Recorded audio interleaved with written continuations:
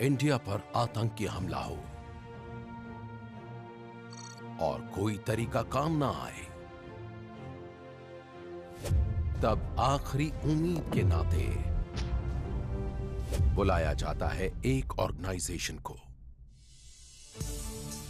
क्योंकि वो जानते हैं वो ही हैं जो उस पर काबू पा सकते हैं, हवा में, जमीन पर या पानी में, हर जगह बचा सकते हैं। ये साख हासिल की है कीमत चुकाकर, खून और बलिदान की। ये हैं कमांडोज जो आते हैं इंडिया की अलग अलग फोर्सेस से, पुलिस से, सेंट्रल आर्म्ड पुलिस फोर्सेस से और आर्मी से। ये हैं नेशनल सिक्योरिटी गार्ड।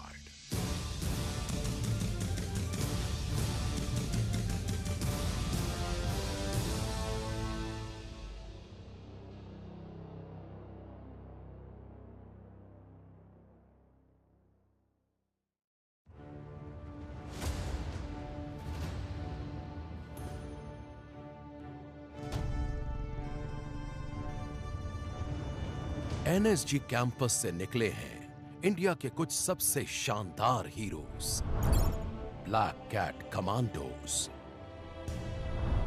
जिन्होंने लोहा लिया आतंक से देश भर में जंग के कई मैदानों में।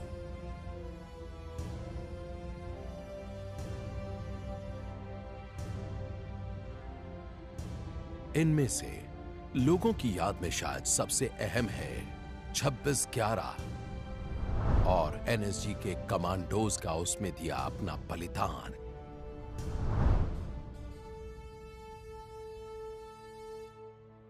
उनकी विरासत को एनएसजी ने आज तक सहेजा हुआ है। ये सोफा जिसे मुंबई के उस ताज होटल से लाया गया था जहां हुई थी 26/11 की सबसे खतरनाक जंग। नेशनल सिक्योरिटी गार्ड में नए नए आए प्रसन्नजीत तोमर खामोश खड़े हैं उस जंग की गोलियों से छलनी यादगार के सामने।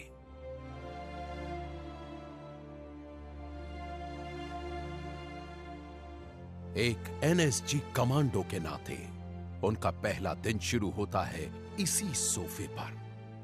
उन्हें याद आती हैं वो घटनाएं और अपने कमांडिंग ऑफिसर के शब्द।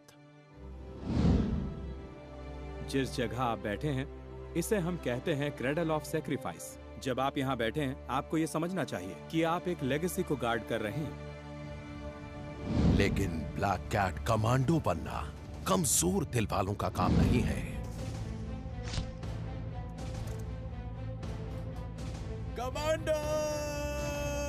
एनएसजी उनके कमांडोज को उनकी हदों तक ले जाता है, इंसानी ताकत की हदों के पार। उनके सबसे जबरदस्त खौफ से भी आगे। एनएसजी के ये ट्रेनिंग ग्राउंड्स जवानों को घातक हथियार बना देते हैं। ये जगह है जहां वो सीखते हैं कैसे लड़ना है और जीतना है।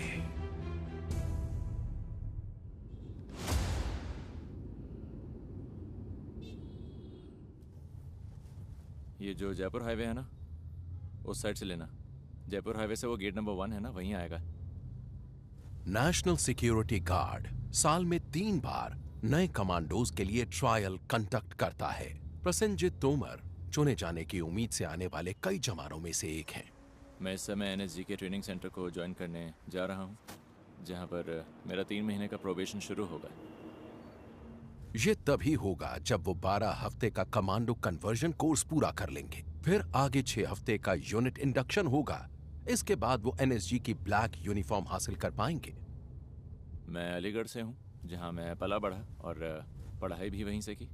पढ़ाई के लिहाज से मैं एक मैकेनिकल इंजीनियर हूँ और मैंने ये कोर्स अलीगढ़ मुस्लिम यूनिवर्सिटी से किया है। एनएसजी अपनी मैन पावर पुलिस, आर्मी और पैरामिलिट्री फोर्सेस से लेता है। इसमें आने की उम्मीद पाले लगभग सभी 800 जवान अनुभवी और मजबूत हैं। उन्हें ऐसा होना ही होगा अगर वो दुनिया के सबसे कड़े कमांडो कोर्सेज में से एक से जुड़ना चाहते हैं तो।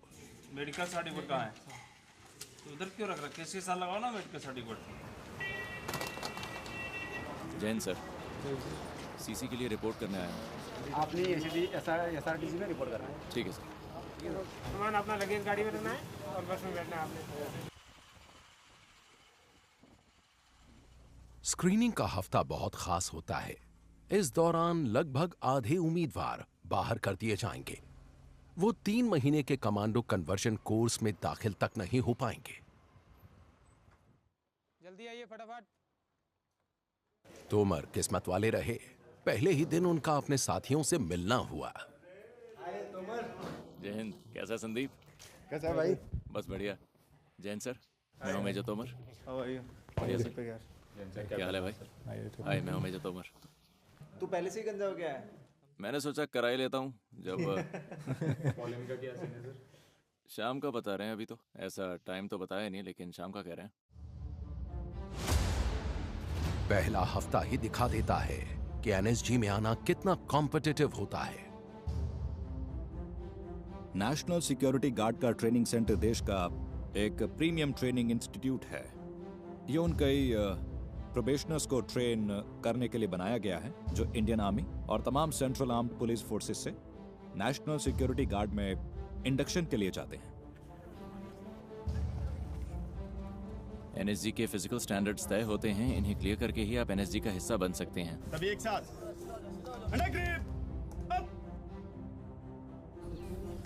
मैं सच कहूं तो मुझे पता नहीं था कि मैं ये कर पाऊंगा, लेकिन मैंने कर दिखाया। फिजिकल टेस्ट्स के साथ ही हथियार चलाने में भी माहिर होना जरूरी है। स्क्रीनिंग टेस्ट में मुझे इंसास दी गई और 25 मीटर दूर से इसे चलाया। स्क्रीनिंग टेस्ट में मैंने 3 सेंटीमीटर का ग्रुप बनाया था। तोमर ने अच्छे ग्रेड पाए। कोर्स से पहले एक फिल्ट्रेशन या एक स्क्रीनिंग टेस्ट लिया जाता है यहाँ पर, और बहुत से कमांडोस जो इसे ही पास नहीं कर पाते इस स्क्रीनिंग टेस्ट को, अफसोस हमें उन्हें वापस भेजना पड़ता है। एनएसजी वो फोर्स है जो खास तौर पर आतंकवाद का मुकाबला करती है, हर तरीका इस्तेमाल करते हुए। नेशनल सिक्योरिटी गार्ड हेडक्वार्टर्स में सबसे सीनियर ऑफिसर होते हैं डायरेक्टर जनरल। एनएसजी इंडिया की एक premier urban anti terror force है, इसलिए हमें ऐसे ऑपरेशंस के लिए बुलाया जाता है जो बहुत ही क्रिटिकल होते हैं। एक एंटी टेरर फोर्स के नाते एनएसजी का मुख्य काम है आतंक से निपटना, हर तरह के आतंक से। इसलिए आमतौर पर हमें फोर्स की आखिरी उम्मीद के तौर पर बुलाया जाता है, और हम एक फेडरल कंटिजेंसी फोर्स कहे जाते हैं। इसलिए हमसे ऐसे ऑपरेशंस की उम्मीद होती है जो बहुत ही ज्यादा सीरियस होते हैं, जिनसे देश की सुरक्षा को गंभीर खतरा हो सकता है। मानेसर में एनएसजी कैंपस करीब 1600 एकड़ में फैला हुआ है। इसके बहुत सारे ट्रेनिंग ग्राउंड्स में आतंक का मुकाबला करने की तरकीबें सिखाई जाती हैं, उन्हें पक्का किया जाता है। नई सोच के ये कमांडोज उन ज्यादातर इक्विपमेंट्स के बिना ट्रेनिंग लेते हैं जो दूसरे कमांडोज इस्तेमाल करते हैं। जिन बिल्डिंग्स में दाखिल होने का कोई सीधा तरीका न बचे तो ये पार्कर तकनीक काम में लाते हैं। एनएसजी सिर्फ यहाँ मानेसर में ही बेस्ड नहीं है, इसके रीजनल हब्स पूरे देश में हैं। इंडिया में कहीं भी किसी भी अनहोनी से फौरन निपटा जा सकता है। नेशनल सिक्योरिटी गार्ड अलग अलग जगह होते हुए भी एक चुस्त दुरुस्त फोर्स है।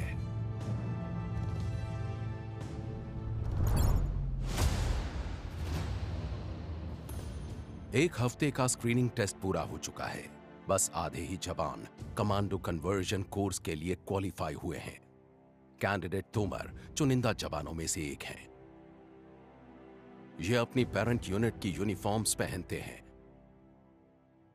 अलग रंग और बैजेस दिखाते हैं कि एनएसजी में अलग अलग फोर्सेस के जवान आते हैं। एनएसजी में एक बहुत अच्छा मेल दिखता है बेस्ट एलिमेंट्स का, आर्मी, पैरामिलिट्री और पुलिस के।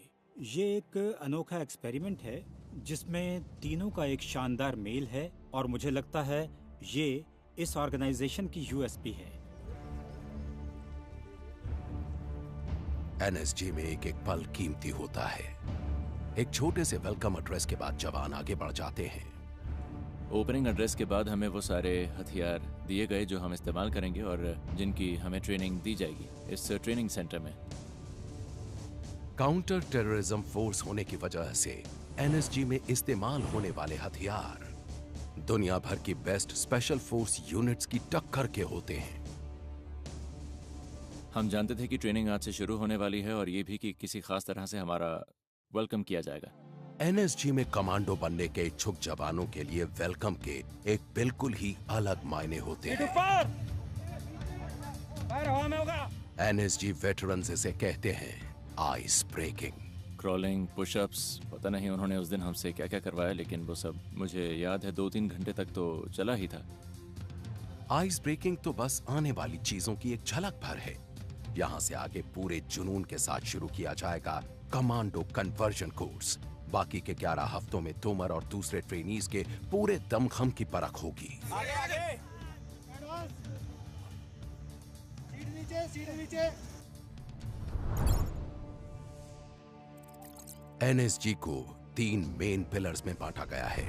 काउंटर टेरर फोर्स में वो यूनिट हैं जो कैसे भी हालात में आतंकवाद से निपटती हैं। इनमें होते हैं काउंटर हाईजैक और होस्टेज रेस्क्यू मिशंस, जमीन, समुद्र या आसमान में।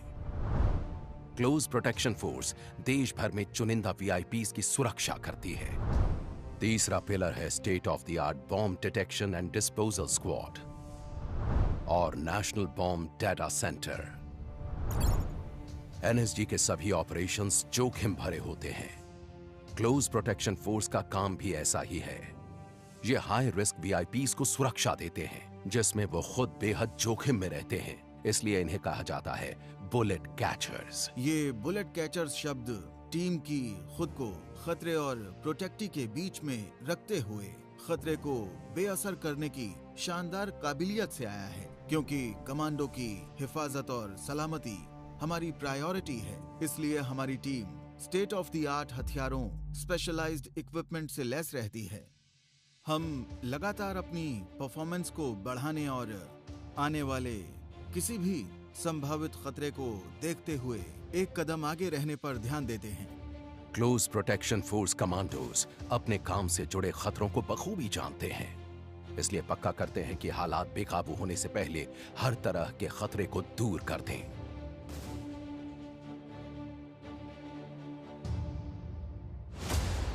ये जवान 12 हफ्ते का कड़ा कमांडो कन्वर्जन कोर्स झेल चुके हैं और अब एनएसजी के अलग अलग विभागों में इंडक्शन के लिए तैयार हैं।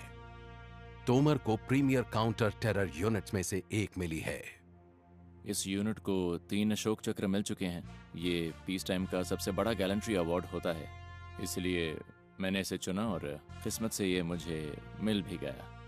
आप लोगों का स्वागत करता हूँ। आप लोग यहाँ पर ओरिएंटेशन ट्रेनिंग के लिए आए हैं। काउंटर टेररिज्म यूनिट ट्रेनिंग के आने वाले 6 हफ्ते गुजरे 3 हफ्तों को बाएं हाथ का खेल जैसा साबित कर देंगे। अभी आप एक स्पेशलिस्ट यूनिट में आ रहे हैं। इस देश का इलीट काउंटर टेरर यूनिट है। हमारा इतिहास खून से लिखा हुआ है और आज इस ट्रेनिंग करने के बाद जब आप ब्लैक इन होंगे तो आप उस विरासत, उस लेगेसी के कस्टडियन होंगे। इसके लिए आप लोगों से एक्सपेक्टेशन है कि आप यहाँ पर आपके दाएं बैठे हुए उस्ताद जो सिखाएंगे उसको बहुत लगन से, बहुत मेहनत से सीखेंगे।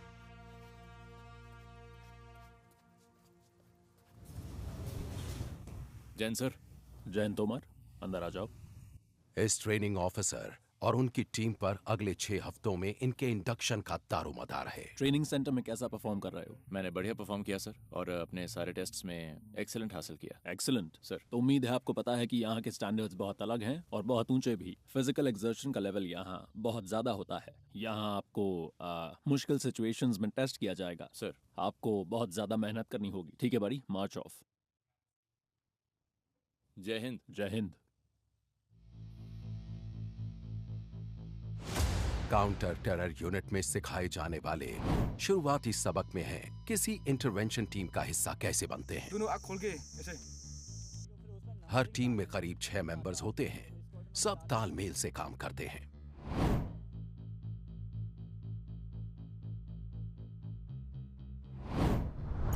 किसी भी काउंटर टेरर फोर्स का पहला बिल्डिंग ब्लॉक होती है एक इंटरवेंशन टीम। हर मेंबर किसी खास हुनर में माहिर होता है। बाकी हुनर के साथ ही इनमें हैं डिमोलिशंस, कम्युनिकेशंस, मेडिसिन, स्नाइपर, मार्क्समैनशिप के हुनर। आमतौर पर इनकी मदद के लिए एनएसजी K9 स्क्वाड से एक डॉग और हैंडलर भी साथ रहता है। हर टीम मेंबर बैटल में 20 केजी से ज्यादा भारी किट और प्रोटेक्टिव गियर लेकर चलता है।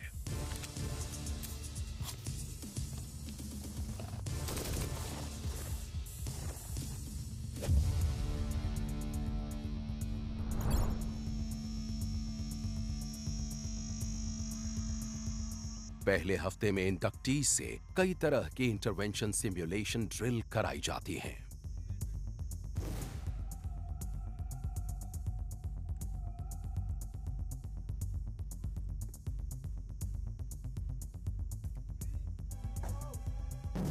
उनके ट्रेनिंग ऑफिसर उनकी हर हरकत पर बारीक नजर रखते हैं। हर मोड़ पर नए सरप्राइजेस पेश किए जाते हैं। एक नई चुनौती है टीयर गैस कैन।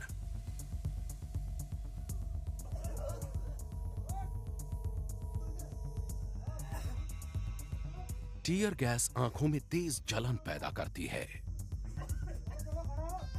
और स्किन के जलने जैसा एहसास होता है। इन सब लोगों ने बहुत अच्छा किया, सच मानिए। इनमें से अभी तक कोई भागा नहीं। मैं कहूंगा कि इस पूरे ग्रुप में ही बहुत जोश भरा है। उसी दोपहर आगे उनके ट्रेनिंग ऑफिसर ने तोमर के लिए एक टीयर गैस कैन खोला। तोमर ने पहली बार वैसा कोई हथियार थामा था, लेकिन यह आखिरी बार नहीं होने वाला था। एनएसजी ट्रेनिंग पूरी मशक्कत मांगती है और ऐसा सिर्फ 2 पैरों वाले कमांडोज के लिए नहीं है।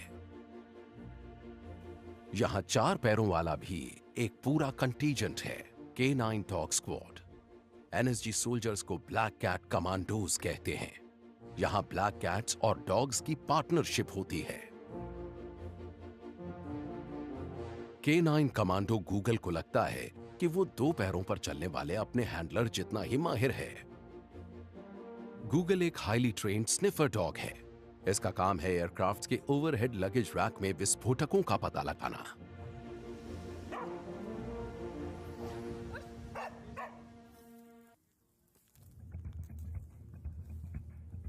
लेकिन ऑपरेशंस में जाते वक्त एनएसजी की पहली पसंद होता है ये बेल्जियन मैलिनोआ। ये है द्रोना K9 डॉग स्क्वाड का स्टार कमांडो।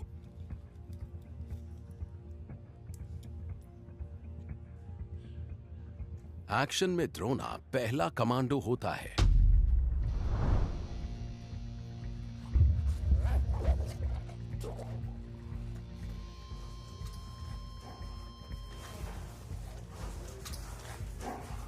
आज द्रोना K9 स्क्वाड में सीनियर है और इंसानों की तरह अपनी कमांडो स्किल्स को बेहतर बनाने के लिए टेक्नोलॉजी का इस्तेमाल करता है। टीम डॉग के पहने K9 विजुअल सिस्टम्स के भरोसे रहती है। गॉगल्स हैंडलर को वो नजारे दिखाते हैं जो द्रोना देखता है।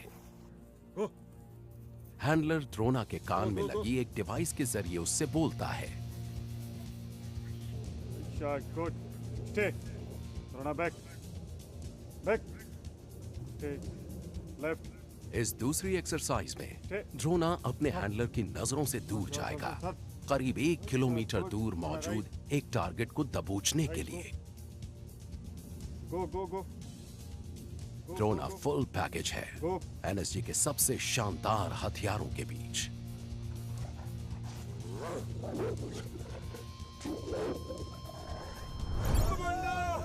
आगे देखेंगे इंडक्टीज को परखा जाएगा इंसानी ताकत की हदों तक। दिखेगा नींद न मिलने, दर्द और थकान का जबरदस्त असर।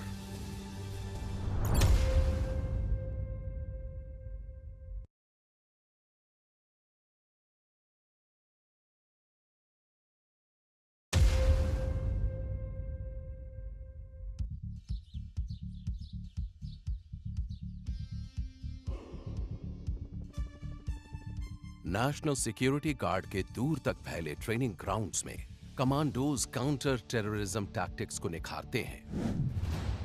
इंडिया में सिर्फ एनएसजी के पास है काउंटर हाईजैक फोर्स। इनके कमांडोज कैंपस में मौजूद एयरक्राफ्ट के साथ हाईजैक के हालात की प्रैक्टिस करते हैं। टाइमिंग सबसे अहम है। FIT move, MIT move, closer over. असल ऑपरेशन में यह जिंदगी और मौत का फैसला कर सकता है। MIT गो। कामयाबी मिलती है बेहद सटीक तालमेल से, वही सबसे अहम है।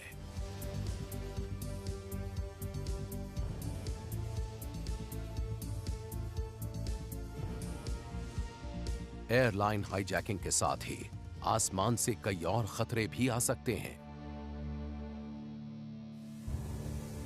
ड्रोन्स हवाई सफर में अड़चन डाल सकते हैं।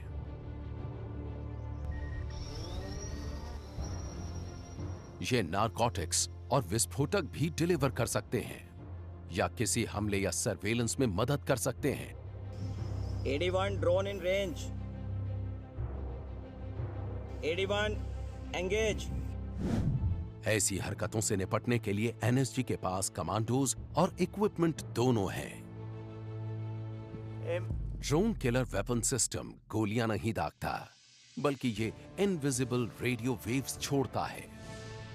ये कई तरह के अनमैन्ड एरियल व्हीकल्स को बेअसर कर देता है।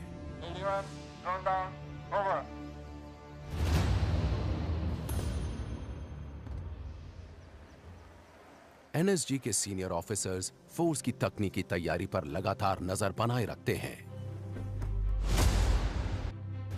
ये पक्का करते हैं कि काउंटर टेरर एक्टिविटीज के लिए सही किट साथ में हो। एनएसजी ऐसे ऑपरेशंस करता है जिनमें खास तरह के हथियार, खास इक्विपमेंट और खास प्रोटेक्टिव गियर चाहिए होते हैं। इसलिए बहुत जरूरी होता है कि हम अपने इक्विपमेंट को लगातार अपडेट करते रहें। आज एनएसजी तमाम तरह के हालात के लिहाज से पूरी तरह से लैस और तैयार है। खास तो हमेशा मशीन के पीछे मौजूद इंसान ही होता है, लेकिन इक्विपमेंट भी बहुत अहम रोल प्ले करते हैं। एक नैनो सेकंड जितना फर्क भी जंग के दौरान जिंदगी और मौत का फैसला कर सकती है। तो कमांडो के पास सबसे बेहतरीन इक्विपमेंट हो तो ऑपरेशन में उनकी कामयाबी के आसार बढ़ जाते हैं, उनकी हिम्मत बढ़ जाती है, लड़ने की उनकी काबिलियत बहुत बढ़ जाती है। इसलिए जब वो लड़ने जाते हैं तो उनके पास जरूरत की हर चीज रहनी चाहिए।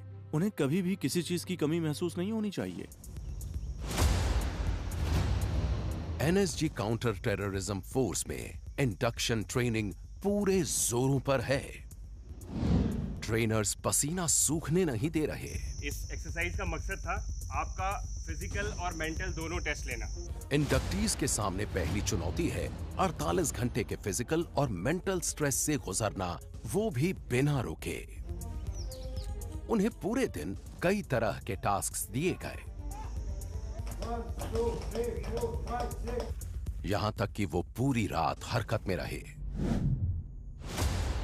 अगली सुबह जवानों को बिना सोए 24 घंटे बीत चुके थे। उन्हें अभी 24 घंटे और हरकत में रहना था। थके होने के बावजूद मेरे अंदर हमारे अगले टास्क को लेकर जोश था, स्नाइपर राइफल फायर करना।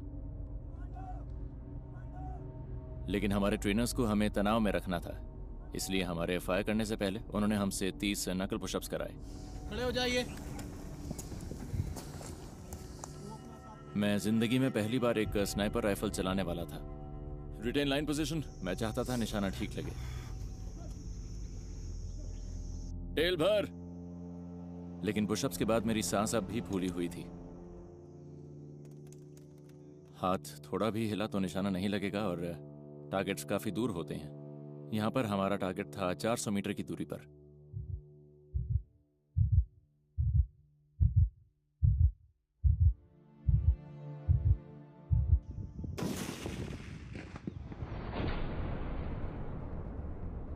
मैं बहुत ही खुश हुआ।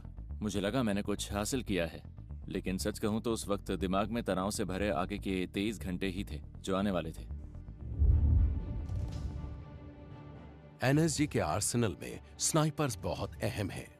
कमांडो हाईली ट्रेन्ड मार्क्समैन होते हैं जो बेहद दूर के टारगेट्स पर निशाना साध सकते हैं। कभी कभी तो 1 किलोमीटर दूर तक का निशाना भेद देते हैं।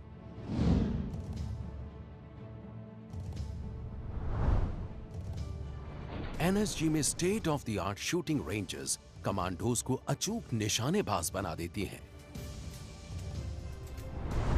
एनएसजी में टारगेट्स का मतलब है किसी होस्टेज के पीछे छुपा आतंकवादी। हैरानी की बात नहीं कि एनएसजी को जीरो एरर फोर्स कहा जाता है।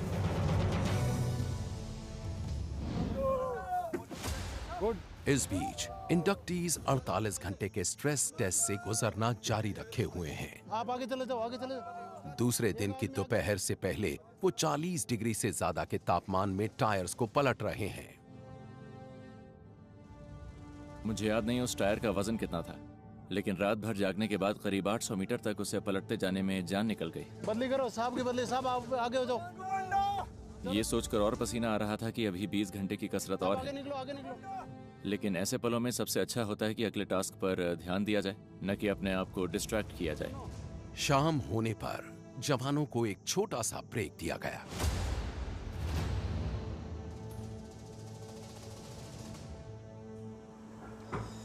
ट्रेनिंग के दौरान बॉडी को फिट रखना जरूरी है, और मुझे लगता है आपको पैरों का भी ध्यान रखना होगा, क्योंकि होता यह है कि 90% वक्त तो हम शूज़ पहनकर ही ट्रेनिंग करते हैं, तो अंदर जाने वाला पसीना और धूल पैरों में कोई दिक्कत पैदा कर सकती है। इसलिए जब भी मौका मिलता है मैं शूज़ उतार कर सॉक्स बदलता हूँ और पैर धो लेता हूँ।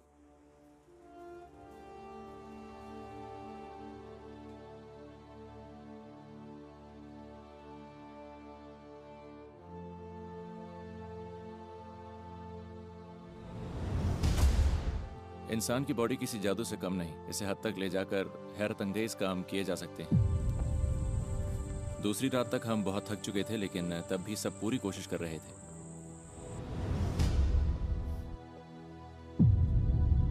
सच कहूं तो दिमाग में वो यादें रह रहकर उभरती हैं। ज्यादातर चीजें तो याद ही नहीं रही। जी सर। ये जरूर याद है कि हमारे ट्रेनर्स ने हालात को एकदम असली जैसा बनाए रखा था। ये अजीब था, लेकिन असलियत के बहुत करीब था, क्योंकि अगर वैसा सच में होता तो सब कुछ ऐसा ही होता। जो ड्रिल्स बनती हैं वो ऑन ग्राउंड बनती हैं, जो सिनेरियोज बनते हैं वो ऑन ग्राउंड बनते हैं। तो जितनी आप लोग प्रैक्टिस करोगे, सिचुएशन संभालने में उतने ही बेहतर बनते जाओगे। तो भी आप लोग ब्रेक करोगे, फिर डिनर करोगे, फिर उसके बाद आपके रात के आदेश दे दिए जाएंगे। क्लियर है सर? भाई सब खुश हैं सर?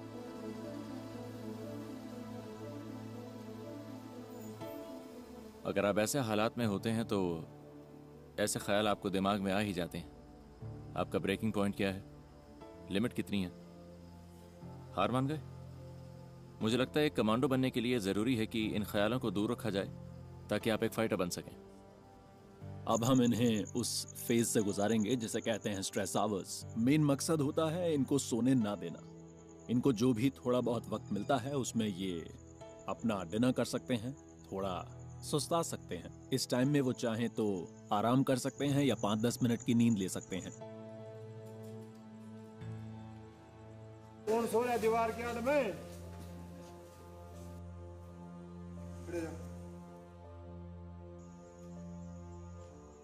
ऐसे पलों में मुझे अपनी फैमिली की याद आती है। मेरी बहन, उसका पहला बच्चा हुआ है जिसे मैंने अभी तक नहीं देखा, और मेरी बाइक की बहुत याद आती है। काश मेरी बाइक यहाँ होती और हमारे पास थोड़ा फ्री टाइम होता जिससे मैं बाइक राइड के लिए जा पाता। थोड़ा सा मजा तो हो ही जाता हमारे लिए। बाइक को मिस करता हूँ मैं। भोर में 3 बजे से एक्सरसाइजेस फिर से शुरू हो जाती हैं। आज सीपीटी पास हो जाएंगे सारे? अगर आज सीपीटी पास हो गए तो आज ब्रेक। 47 घंटे का स्ट्रेस पार हुआ। 1 घंटा और बचा है। फिजिकल ट्रेनिंग का पूरा 1 घंटा। किसी तरह बॉडी में बची ताकत से काम चलाते हैं। घुटने टेकने की नहीं सोचते, बस टास्क पूरा करने की सोचते हैं।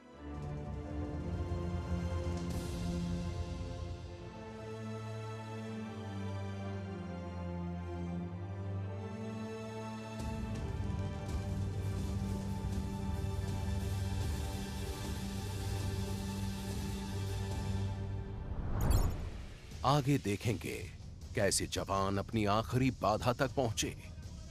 ये कुछ नहीं बस केओस है, और उसी केओस में आपको अपना दिमाग शांत रखना होता है। जान निकल रही थी, मैं धरती को मतलब जमीन को पीट रहा था, नखूनों से जमीन को पाट रहा था मैं।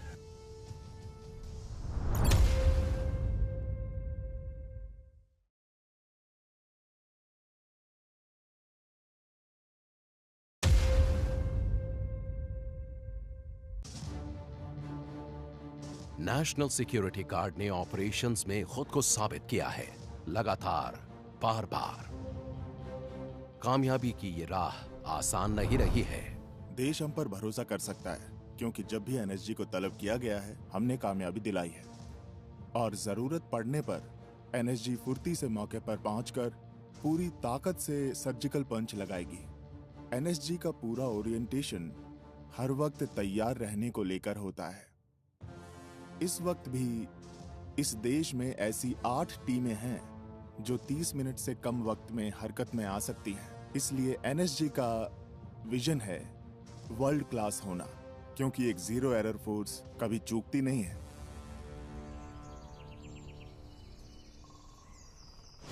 NSG counter terror force unit induction training के बस 2 हफ्ते और बचे हैं, लेकिन अब भी चढ़ने को कई पहाड़ हैं। ये बेसिकली रॉक क्राफ्ट है। ये जो सामने नेचुरल वॉल फेसेस हैं, ये करीब 100 से 120 फीट ऊंचे हैं।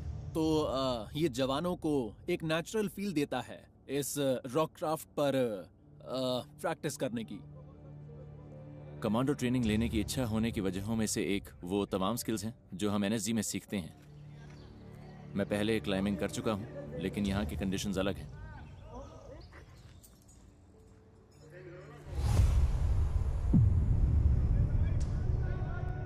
दोपहर से पहले 12:40 पर पहुंच चुका था।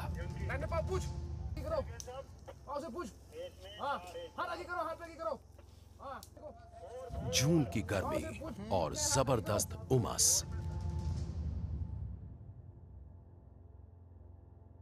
गरम करो इनको, इन सब की आवाजें निकल रही हैं, गरम करो इनको। 31, 32, 33। तो हम इसे कहते हैं टोल टैक्स, जिसमें ये 100-200 पुशअप्स करते हैं या थोड़े स्टार जंप्स करते हैं। मोटिव होता है टास्क से पहले इनको थकाना। हम देखते हैं कि बॉडी के थकने के बाद वो टास्क को किस खूबी के साथ पूरा करते हैं, और इसीलिए हम उनसे इतनी मेहनत करवाते हैं। Major Prashant Singh Tomar, ready for traversing sir. वो टोल टैक्स का टास्क मुश्किल था। एक्सरसाइज के बीच में अचानक लगता है जैसे हाथों में दम नहीं बचा, लेकिन बीच में लटके हों तो कोई रास्ता नहीं बचता, दूसरी तरफ तो पहुंचना ही होता है। चलो छोड़ो हाथ, चलाओ कमांडो जरा। कमांडो, छोड़ कमांडो। आप देख सकते हैं ये टास्क कितने दम निकालने वाले होते हैं। उसके फेस से दिखता है कि वो थका हुआ है बेचारा। गॉड नोज अब तक कितने पुशअप्स कर चुका होगा। और बॉडी के थकने के बाद जब उनसे टास्क करवाया जाता है, तब बनता है एक ब्लैक कैट।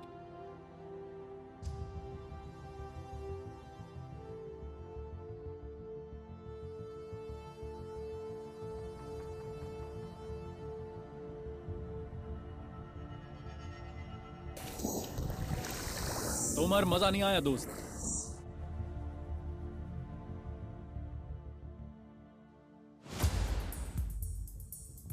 एनएसजी में कई यूनिट्स हैं। इनमें बॉम्ब स्क्वाड एक खास यूनिट है। इस पर देश में बम विस्फोट की तमाम घटनाओं की मॉनिटरिंग, रिकॉर्डिंग और जांच की जिम्मेदारी होती है। बॉम्ब स्क्वाड कमांडोज का काम मुश्किल होता है। हालांकि वो प्रोटेक्टिव सूट पहनते हैं, पर किसी विस्फोटक के पास जाना कोई आसान बात नहीं है। उन्हें विस्फोटक को खुद उठाकर कंटेनमेंट चैम्बर में रखना होता है।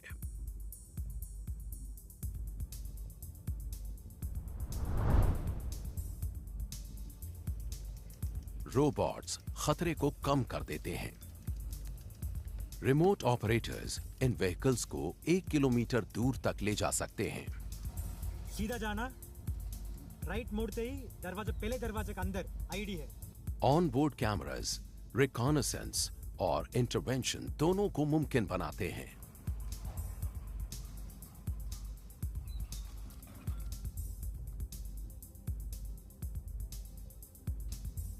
व्हीकल भले ही छोटा है, लेकिन इसमें ताकत जबरदस्त है। फायर।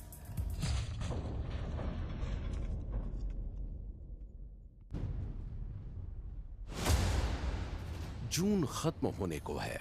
इंडक्शन प्रोसेस का 5वां हफ्ता चल रहा है और जवान आखिरी बाधा तक पहुंच चुके हैं। आज सुबह से ही बादल आए हुए थे, इसलिए बारिश भी हो गई। क्योंकि पिछले 3 दिन से इतना ज्यादा ह्यूमिड, इतनी ज्यादा गर्मी, मौसम इतना खराब रहा है कि अच्छा हुआ आज बारिश हो गई।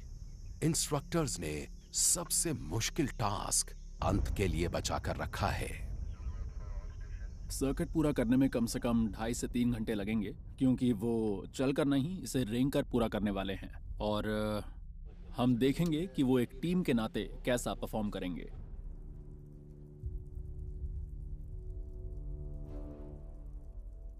एनएसजी में आने वाले ट्रेनी से हमें उम्मीद होती है बहुत ऊंचे दर्जे की फिजिकल फिटनेस की और बहुत ऊंचे दर्जे के फायरिंग स्किल्स की। तो हम उन्हें उनके एनएसजी में आने के वक्त से 2-3 पायदान तक ऊपर ले जाते हैं। इससे आखिर में हमें बहुत ही एफिशिएंट कमांडो हासिल होता है, जो ड्यूटी के दौरान हर चैलेंज को पार कर सकता है। तोमर और उनकी टीम का सामना उस दिन जिस चुनौती से हुआ था, वो उसे कभी भूल नहीं पाएंगे। होली चेंबर नाम की वो ऐसी बाधा थी जैसी उन्होंने पहले कभी नहीं झेली थी। इसमें धुएं से भरा एक छोटा सा कमरा था।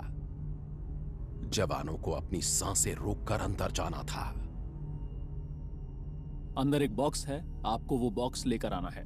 उस बॉक्स में एक की है, आप उस बॉक्स को बाहर लाएंगे। उसके अंदर एक मैप है और वही आपको अगले टारगेट तक लेके जाएगा। पता नहीं कैसे बताऊं मैं, दिमाग में 100 चीजें चल रही होती हैं, कुछ दिखाई नहीं देता। सांस रोकने की कोशिश करते हैं, लेकिन धुआं अंदर जाता रहता है और कहीं नहीं जा सकते। उससे लड़ना होता है।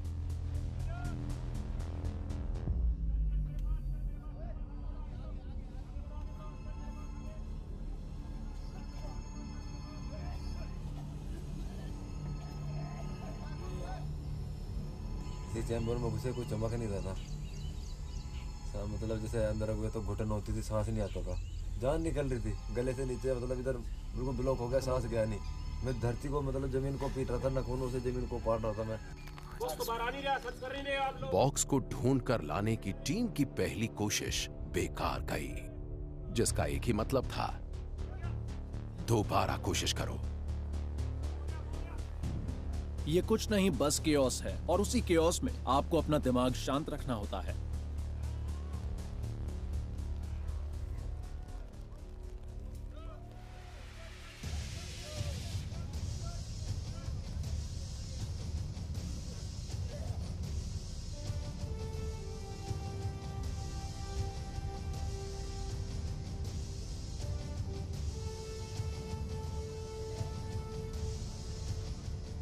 बॉक्स को ढूंढना अब तक का सबसे मुश्किल टास्क था।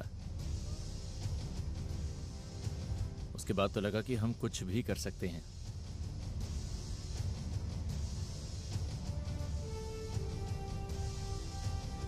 हम 6 लोगों का कोई मुकाबला नहीं था।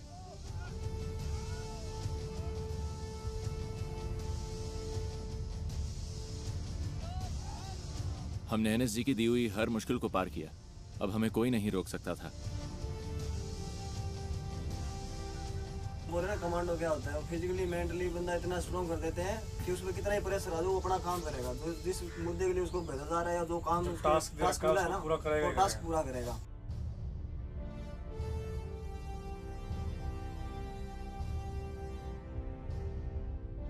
मेरे लिए बहुत ही फख्र की बात है, क्योंकि मैंने इनको पुश किया है इनकी हदों से पार, और ये जानने की कोशिश की कि ये कितना आगे जा सकते हैं।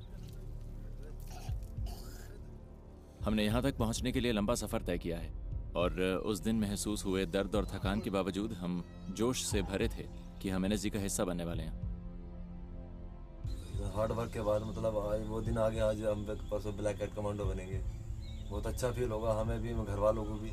ये बीते 5 हफ्ते एनएसजी के सबसे मुश्किल हफ्ते रहे और मुझे लगता है कि जितना भी टाइम हम सब एनएसजी में यहाँ पर रहेंगे, ये 6 के 6 बंदे हमेशा साथ रहेंगे।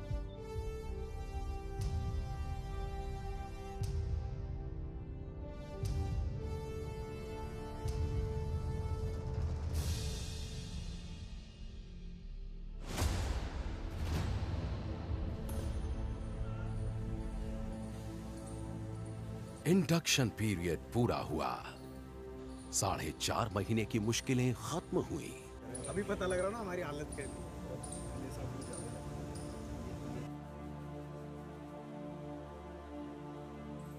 ये ब्लैकनिंग सेरेमनी की सुबह है।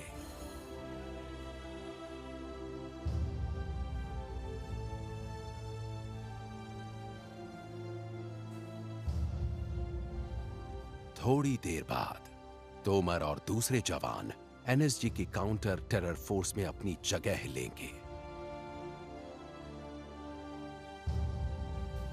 ब्लैक पहनना एक बहुत ही गजब का एहसास था।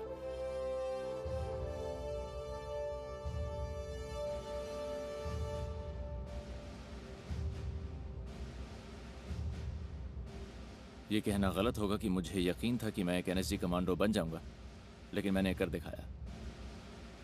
आप सभी का सीसी 118 के बलिदान परेड में हार्दिक अभिनंदन है। अब मैं ग्रुप कमांडर महोदय से निवेदन करता हूं कि इन बहादुर कमांडोज को पुरस्कार देकर इनकी हौसला अफजाई करें। Best hit exercise Ajay, major Prasannajit Tomar. हमें बेस्ट इंटरवेंशन टीम का अवार्ड मिला। उन सारी मुश्किलों के बाद ये अवार्ड पाकर अच्छा लगा, बहुत अच्छा। 5 हफ्ते खत्म हो गए हैं। अब मैं इनके लिए डेविल नहीं हूँ, मैंने अपना काम कर दिया है। अब मैं इनका भाई हूँ, ब्रदर इन आर्म्स। और आखिरकार चेस्ट पर पंच के साथ तोमर को बलिदान बैज दिया गया। वेलकम तोमर, जो कि ब्लैक कैट कमांडो का इंसिग्निया है।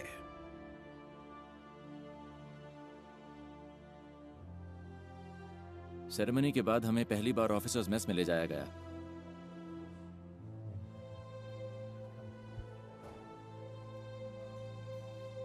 और उसके बाद जो हुआ मैं वो जिंदगी भर नहीं भूल सकता।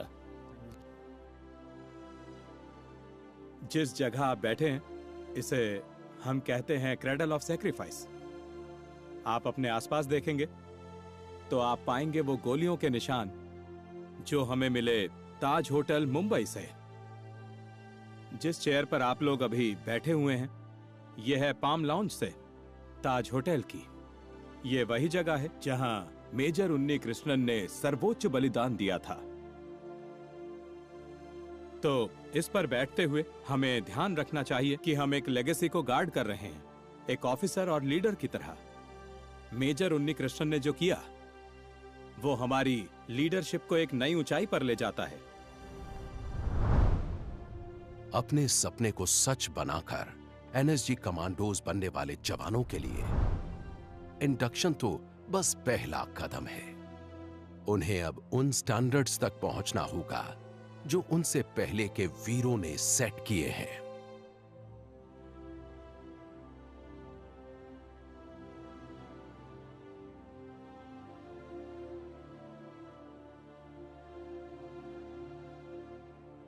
अपनी शुरुआत के बाद बीते करीब 40 साल में नेशनल सिक्योरिटी गार्ड ने बलिदान और खून देकर शोहरत हासिल की है।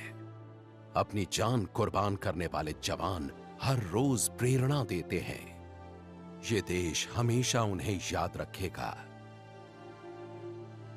उनकी वीरता हमेशा याद रखी जाएगी। देश उनका हमेशा आभारी रहेगा।